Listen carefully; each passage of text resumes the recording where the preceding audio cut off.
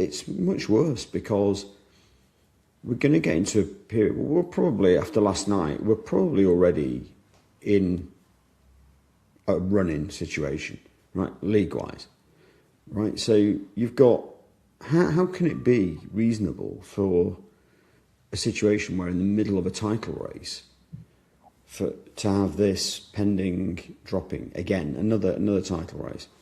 I just think it should have been out by now.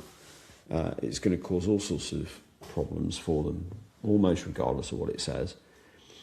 It brings the league into a very difficult situation in terms of integrity.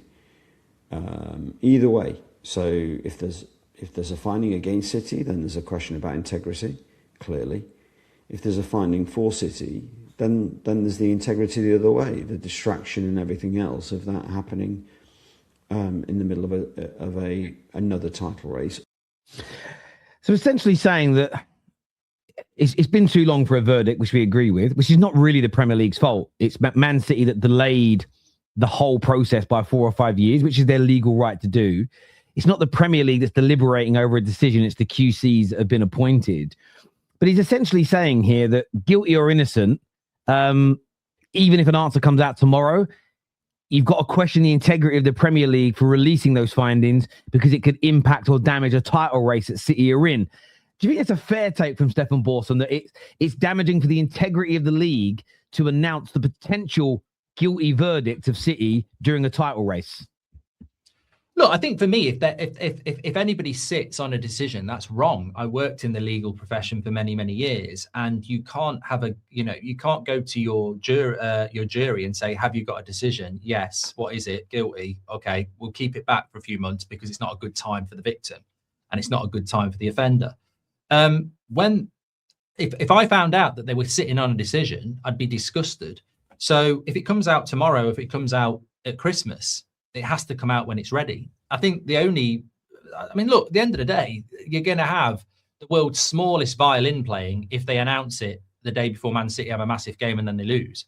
Because the whole point of them being found guilty is that everything that they've built has been built on cheating, basically, isn't it? That's what they've done. It is cheating. If they're found guilty, they've cheated because no one else has done it and they broke the rules. So why would anybody have any sympathy about their title race? If they get found not guilty and there's a title race going on, I don't think, if anything, it might inspire. So I think the frustration that everybody has, and I've got to be honest and say I've checked out, is that it felt like there was a time where this was quite interesting, and whichever way the decision went, it was going to be very interesting. I just think it's gone on for too long now. They've diluted this as well. It's a little bit like the FA Cup. They've just killed this whole excitement in this because it's gone on for so long. And I'm sure there's going to be appeals anyway. So even when we do get a decision, I would expect, certainly from Man City's side, there'll be another opinion anyway. So I just don't subscribe to the view that it's unfair on Man City when it gets announced, because it's unfair on Man City if they get found not guilty, I suppose. But I don't think they'd be bothered about that. Yeah, I mean, this whole kind of integrity thing on the Premier League feels like a bit of a... The only time the Premier League's integrity is going to be under scrutiny from me personally is if it turns out there was never any real grounds for the allegations. If it turns out that all these emails are faked, if it turns out all the other, that what they've said is, that plethora of evidence they said they had, and as it turns out that it's all fake and just pure speculation and hearsay, and there is almost no grounds for it. And City have what they said they had in the beginning, unequivocal, undeniable evidence. So as a basic example, you worked in the legal in the profession of law. If I'm arrested for burglarizing and robbing a local convenience store at 2 p.m. on a Friday afternoon, but I can show CCTV that I was 80 miles away in London, and I'm there in the office, and there's CCTV footage of me sitting there, I mean, I wouldn't even be charged, no matter what. There could be an eyewitness, but if there's a CCTV camera of me in a different part of the country, there's guarantee it's me, clear as day, unequivocal evidence, I'm not being charged. So the only time I'd ever look at the Premier League and go, your integrity stinks, is if they're found innocent, but it turns out, and the QCs come out and say, that it was all fabrication and fake emails and there was never any real evidence and it was a witch hunt, then you could argue their integrity is in question. If the QC is finding favour of City, but when you actually read the notes, it was fairly close and there just wasn't enough evidence to convict. Technicalities, technicalities. Then the Premier League's integrity is still in place because there were still grounds to make the allegations. What I think Borson is doing here, along with a lot of Manchester City fans, is they're always trying to make it about the Premier League's integrity. Well, my view is if you really did have the unequivocal evidence, and I'm going to take your word at it, why did you push back for 5 years and not just show that evidence straight away? There's something, and again, people go, they were advised to do that by the legal team. But again, you worked in the legal profession. Would a lawyer tell a potential criminal, don't show the evidence that proves you're innocent in the interviews and in the lead up to the trial? Surely you would show that evidence before a trial and not in the trial. It's just my general view on this. I think Man City's big play on this is just, and I might be wrong on it, is that they clearly have done something. And let's make it really simple, right? You get a sponsorship deal and you inflate it to a value that's not right.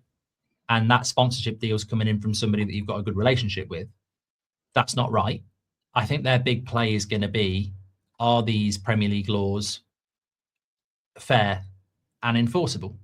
Because if I say to Terry, you're not allowed to get a brand deal from, you know, a relative at an inflated price, and you've broken the rules, I want to charge you. But if Terry then goes, well, I don't think these rules are very fair in a competitive arena, are these rules really worth the paper they're written on? And I think I might be completely wrong, but my interpretation is that I don't think it's in doubt that certain things have happened. I just think it's about whether they're enforceable and how you punish them. That's always been my interpretation of it. And ultimately, if Manchester City get found not guilty, then fair play to them, because they've done something everyone else played by the rules and they didn't, because they didn't think the rules were up to scrutiny, and they weren't. So I think it just comes down to whether the Premier League's rules are enforceable or not. And as we know, in the modern world, with human rights and workplace practices and fair play, and, you know, who knows?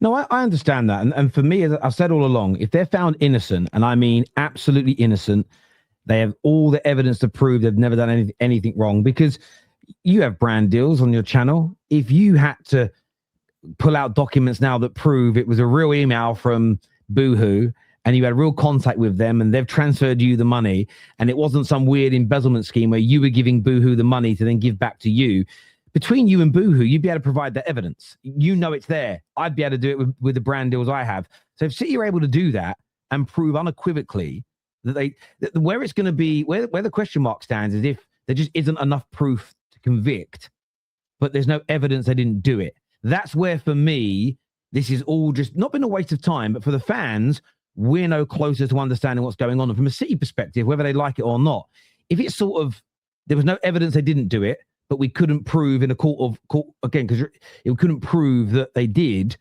we're just in the same place that we've always been in with this. But the element that frustrates me with what Borson's doing here is always trying to call the Premier League's integrity into question, especially if they are found guilty. As you say, when is the right time to do it? During the pre-season when you're preparing? Because this is exactly straight away. As soon as you get the verdict, it's got to come. But you could find it's a bit like, you know, you get those people that want to break up with someone and they always give it, oh, you've broken up with Sally yet?